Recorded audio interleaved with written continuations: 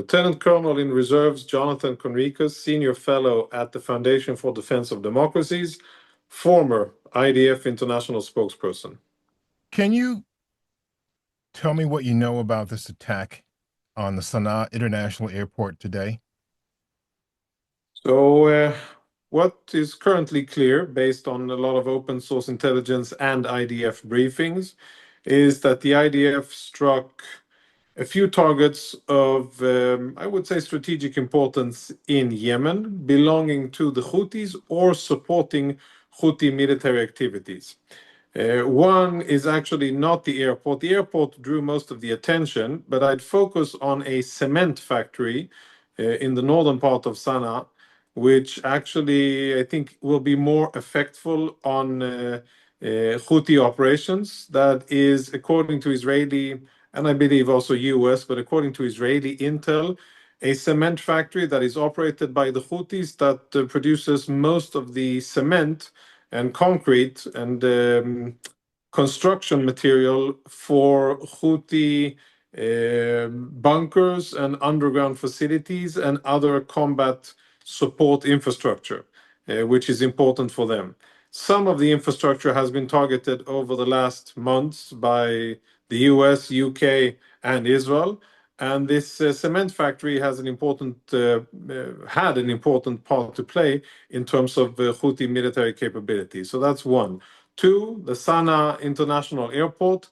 After the Israeli spokesperson in Arabic issued warnings ahead of time for civilians to evacuate the area and of an incoming Israeli strike, Israeli aircraft struck it. And as far as I know, in terms of BDA, we're talking about a total, it is out of commission for the time being. I don't know how long it'll take the Yemenites to fix and get it up and running again. I suppose that they eventually will. But as I understand it, the runways, taxi areas, and some of the infrastructure of the airport, terminals, etc., were struck. And I also heard reports that several aircraft were struck on the ground, even those reports are still unconfirmed. So we're talking about significant damage, and this is the second Israeli strike in response to the missile that was fired by the Houthis at Israel's international airport, Ben Gurion, about 2 days ago, which unfortunately got through Israeli air defenses and hit within the perimeter of the airport, a few hundred yards from the tower, not on one of the runways, but very close to the access road to the passenger terminal. Do you think, based on what you know, this will stop the Houthis? Because they seem to suggest today they will continue their fight. No, I do not believe it will stop the Houthis. And as I hear reports and statements made by the president and echoed by Envoy Witkoff and others that there's been a deal made with Omani assistance between the Houthis and the US, I do not think that they will stop firing at Israel. And I think that Israel will have to take much more severe military action against the Houthis in order to impress upon them the severity of the situation and persuade them not to continue their aggression against Israel. I think that they're really committed. The Houthis are really committed to this. They have vested, I think, almost all of their prestige in continuing their aggression against Israel. And short of deploying boots on the ground, Israeli boots on the ground, and actually fighting the Houthis in their home turf and clearing up their underground infrastructure, I'm not entirely sure what will do it, because the Houthis, I don't think that they're very much concerned about the civilian situation in Yemen. They couldn't be bothered whether or not what they're doing is good or bad for the population around them. They have very little regard for anything else but an extremist interpretation of Islamist teachings, and of course the directives that they're being given by the Islamic Republic of Iran. As such, what I think will have an effect on the Houthis is if their lines of supply and the supply of weapons from Iran are severed, or if their Iranian masters understand that there is the cost benefit ratio would not be in their advantage. The Iranians can be brought to such an understanding if Israel decides to take action against the Iranians. And frankly, I think that we are the closest that we have ever been to that happening after numerous Israeli statements in that direction. Two things here. That statement about the Iranians, I'll get to that after this, but first I want to ask you your view on President Trump's agreement, the U.S.'s agreement through the Omanis with the Houthis. How does that impact Israel's objectives?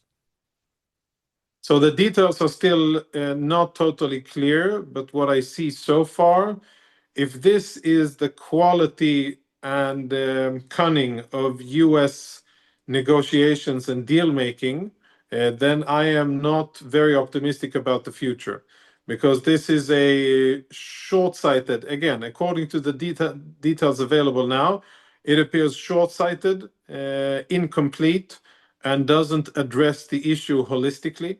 The issue with the Houthis is not whether or not they are willing to stop firing at US vessels in the Bab el Mandeb Strait. That's only part of the problem. The real issue is that this is a Iranian proxy that has advanced weapons that is terrorizing the entire region and firing indiscriminately civilian and military targets in Israel. I think it would be deeply, deeply misguided to believe that placating the Houthis with a partial agreement with the US will do anything to really further stability in the region. As long as they continue to fire at Israel, there will be instability in the region, and Israel will, of course, continue to defend itself. And frankly, I expect any American deal to incorporate that as part of the calculus as well. So then, are the U.S. and Israel on the same page when it comes to this plan, the Israeli plan to immobilize or get rid of or shut down the Iranian threat? If this action that the U.S. has taken, which is it's a major concern because from a commercial point of view, but from a security point of view as well. So do you get the sense that the Netanyahu administration and the Trump administration are on the same page? The only thing I can say so far is that I think that coordination is crucial. It's crucial for Israel. It's very important for the US. And I think that any deviation from that very intense and intimate coordination could be disastrous for both countries and very detrimental for the region. And I hope that doesn't happen. So does today, clearly, to be clear, today doesn't help Israel. What the U.S. announced, what Mr. Trump today announced doesn't help. Is that right? Yeah, I mean, as I said, I look at this agreement according to the publicly available details so far as of around noontime Eastern. We're looking at a very incomplete and what I interpret as a naive and short-sighted deal. I hope that is not the entirety of the deal. I would like to believe that isn't the case, and I hope that there's more to it that we will get to see soon. Okay. You mentioned a little bit ago that there's some possibility of Iran going, or rather Israel going after Iranians. Is that something that there's evidence we can see as a general public, or are we talking about press reports here or press speculation? No, I think that's something that will be seen in terms of kinetic action that Israel will take against Iran. Those things are better.